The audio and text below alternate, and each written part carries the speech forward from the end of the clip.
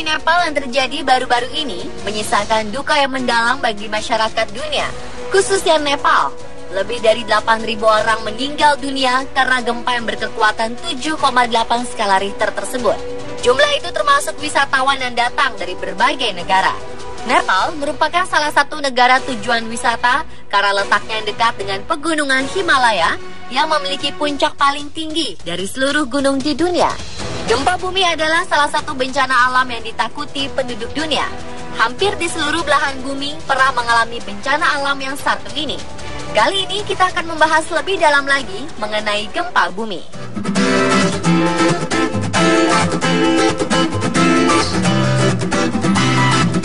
Gempa bumi merupakan getaran atau guncangan yang terjadi di permukaan bumi. Ada dua tipe gempa bumi menurut penyebab terjadinya, yaitu gempa bumi tektonik dan gempa bumi vulkanik.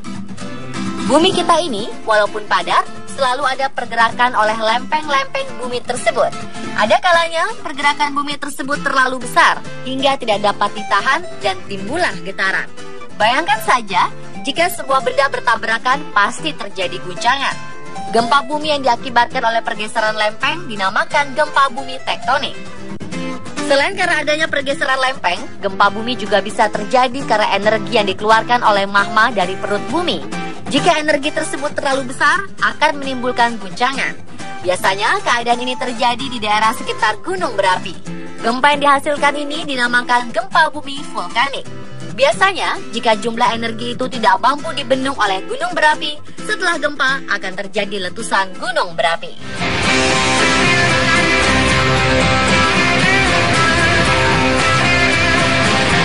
Setiap ada pemberitaan tentang gempa, pasti menggunakan istilah skala Richter untuk mengetahui besarnya ukuran gempa dan efek yang ditimbulkannya. Skala Richter diambil dari nama seorang fisikawan ahli gempa atau seismolog Amerika bernama Charles Francis Richter. Skala ini dia temukan ketika sedang meneliti gempa di Institut Teknologi California, Amerika Serikat. Skala Richter awalnya digunakan untuk sekitar California saja. Namun pemberitaan di media menyebarkan pemakaian skala ini karena dianggap lebih mudah diterima masyarakat awam. Secara garis besar, skala Richter terbagi dalam beberapa kategori untuk menandai ruang lingkup kerusakan akibat gempa yang terjadi. Kategori tersebut terdiri dari skala Richter 0 hingga 2 menandakan bahwa hanya terjadi gempa kecil dan hampir tidak dirasakan oleh manusia. Skala Richter 2,0 hingga 2,9 masih tidak terasa, tapi sudah terekam oleh alat seismogram. Skala Richter 3,0 hingga 3,9, gempa sudah dirasakan manusia, tapi tidak menimbulkan kerusakan. Skala Richter 4,0 hingga 4,9 menandakan gempa sudah diketahui dengan bergetarnya perabot dalam ruangan, namun kerusakan tidak terlalu signifikan. Tetapi jika penduduk tinggal di gedung bertingkat tinggi, pada rentang skala ini sudah bisa merasakan goncangan yang lebih besar. Gempa pada skala Richter 5,0 hingga 5,9 sudah bisa mengakibatkan kerusakan besar pada bangunan, namun dalam area yang tidak luas. Pada skala ini, tembok beton dan dinding biasanya retak. Gempa pada skala 6,0 hingga 6,9 skala Richter sudah merusak bangunan kecil dan besar hingga radius 160 km dari epicentrum atau pusat gempa. Gempa skala Richter 7,0 hingga 7,9 tergolong gempa besar yang mengakibatkan kerusakan besar dan area yang luas. Gempa pada skala Richter 8,0 hingga 8,9 merupakan gempa dahsyat yang bisa memporak-porandakan semua bangunan hingga berjarak ratusan kilometer dari epicentrum gempa. Yang terakhir adalah skala Richter 9,0 hingga 9,9 merupakan gempa yang paling dahsyat. Gempa ini nyaris tidak ada bangunan yang selamat dalam radius hingga ribuan kilometer dari pusat gempa.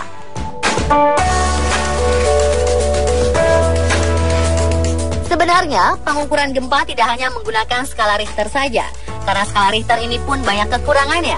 Misalnya, suatu gempa bisa dikatakan tidak selalu representatif. Terkadang, sebuah gempa dinyatakan 8 skala Richter, namun karena pusat gempa jauh dari pemukiman, penduduk tidak terlalu merasakan dampak kerusakannya. Selain skala Richter, ada dua pengukuran lagi yang biasa digunakan oleh para ahli gempa. Ada skala Mercalli yang ditemukan oleh Giuseppe Mercalli pada 1902.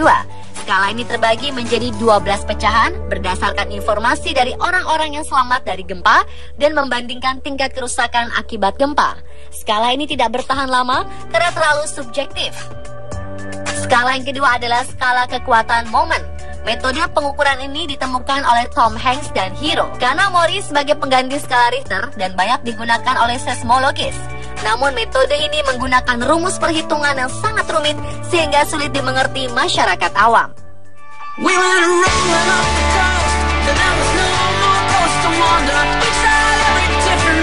Menghadapi sebuah bencana alam tidaklah mudah. Karena takut dan panik, seringkali kita kehilangan akal dan bingung bagaimana cara menyelamatkan diri dari bencana tersebut. Ada beberapa tips yang perlu Anda ketahui jika lokasi tempat Anda tinggal mengalami bencana alam. Jika pada saat gempa Anda berada di dalam bangunan, langkah pertama adalah cari tempat yang paling aman dari reruntuhan atau goncangan. Lindungi badan dan kepala Anda dengan bersembunyi di bawah meja, kursi, tempat tidur, atau apapun yang cukup untuk melindungi tubuh. Jika sempat, pakailah bantal di kepala sebagai perlindungan tambahan untuk melindungi otak. Jika tidak ada meja, tempat tidur, atau perabot untuk berlindung, sebisa mungkin cari sudut ruangan yang kosong yang tidak ada benda di atasnya yang dapat jatuh di sekitar Anda. Pakai bantal atau helm untuk melindungi kepala Anda. Hati-hati terhadap langit-langit, benda yang tergantung di dinding, rak buku, pilar, dan hal lain yang mudah jatuh. Jika masih memungkinkan untuk keluar dari bangunan, berlarilah. Jika Anda berada di dalam ruangan umum, jangan buru-buru berlari keluar karena pintu keluar akan dipenuhi orang dan sulit bergerak. Lebih baik berlindung di bawah kursi atau meja. Jangan menyebabkan kepanikan dan ikuti semua petunjuk dari satpam atau petugas gedung tempat Anda berada. Jika berada di dalam lift, segera tekan semua tombol agar lift segera berhenti. Segera keluar ketika lift berhenti dan terbuka. Lebih baik menggunakan tangga darurat untuk keluar dari gedung. Jika Anda terjebak di dalam lift, gunakan interfon yang ada di dalam lift atau hubungi siapapun yang bisa dihubungi lewat telepon genggam Anda agar Anda segera dievakuasi. Jangan panik atau bernafas terlalu cepat karena Anda harus menghemat udara di dalam lift. Jika berada di luar bangunan, sebisa mungkin hindari gedung, tiang listrik, tebing terjal, papan reklame, pohon, atau benda lain yang dapat roboh dan menimpa diri kita. Segera cari area terbuka dan hindari retakan tanah. Jika Anda sedang mengendarai kendaraan, segera pinggirkan kendaraan di tempat terbuka. Hindari memarkir kendaraan di dekat pohon, tiang listrik, atau bangunan yang dapat roboh. Jangan berhenti di atas atau di bawah jembatan walau terlihat kokoh. Jembatan itu juga bisa runtuh karena gempa. Jika Anda tinggal atau sedang berada di pantai, segera menuju dataran tinggi. Perhatikan tanda-tanda yang bisa mengakibatkan tsunami, yaitu setelah getaran terjadi, air laut surut drastis dan terdengar suara gemuruh. Burung-burung berterbangan menjauhi pantai, hewan-hewan lain terlihat gelisah. Ada perubahan gerak angin dan tekanan udara yang tidak biasa. Jika Anda berada di daerah bukit atau gunung pada saat gempa terjadi, kemungkinan yang akan terjadi setelah gempa adalah tanah longsor. Karena itu, menjauhlah dari tebing dan jembatan. Kemudian segera menuju ke tempat terbuka yang cukup luas. Pemirsa, itulah beberapa hal yang perlu kita ketahui tentang gempa bumi. Semoga menambah pengetahuan Anda tentang bumi kita ini.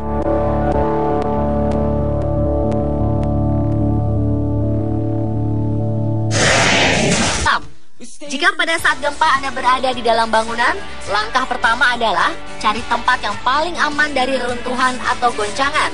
Lindungi badan dan kepala Anda dengan bersembunyi di bawah meja, kursi, tempat tidur, atau apapun yang cukup untuk melindungi tubuh. Jika sempat, pakailah bantal di kepala sebagai perlindungan tambahan untuk melindungi otak. Jika tidak ada meja, tempat tidur, atau perabot untuk berlindung, sebisa mungkin cari sudut ruangan yang kosong yang tidak ada benda di atasnya yang dapat jatuh di sekitar Anda. Pakai bantal atau helm untuk melindungi kepala Anda. Hati-hati terhadap langit-langit, benda yang tergantung di dinding, rak buku, pilar, dan hal lain yang mudah jatuh. Jika masih memungkinkan untuk keluar dari bangunan, berlarilah.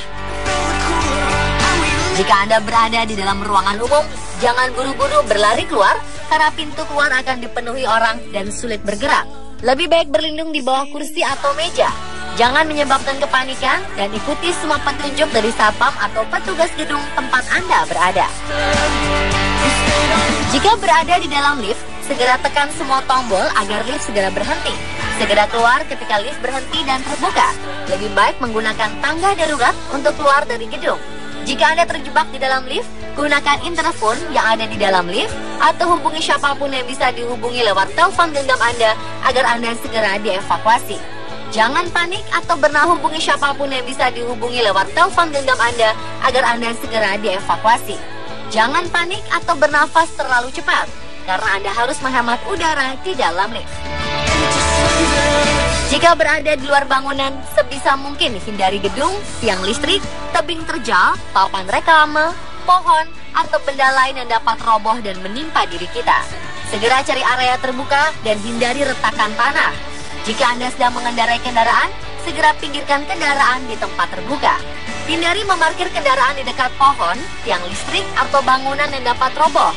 Jangan berhenti di atas atau di bawah jembatan walau terlihat kokoh. Jembatan itu juga bisa runtuh karena gempa.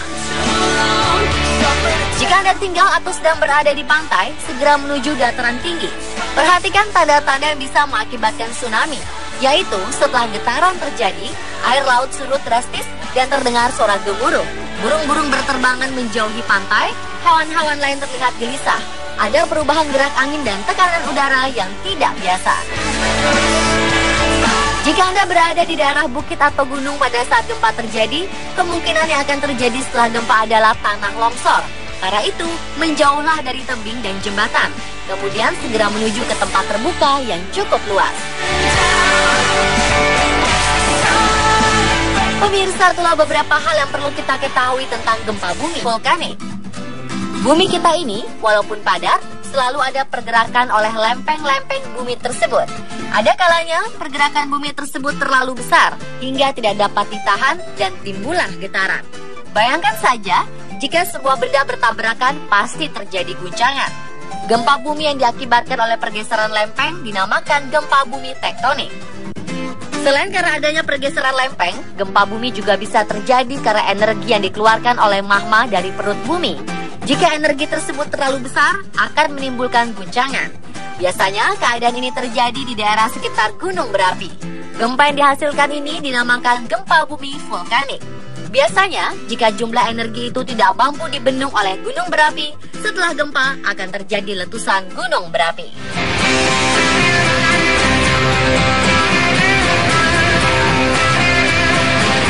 Setiap ada pemberitaan tentang gempa, pasti menggunakan istilah skala Richter untuk mengetahui besarnya ukuran gempa dan efek yang ditimbulkannya. Skala Richter diambil dari nama seorang fisikawan ahli gempa atau seismolog Amerika bernama Charles Francis Richter. Skala ini dia temukan ketika sedang meneliti gempa di Institut Teknologi California, Amerika Serikat. Skala Richter awalnya digunakan untuk sekitar California saja. Namun pemberitaan di media menyebarkan pemakaian skala ini karena dianggap lebih mudah diterima masyarakat awam.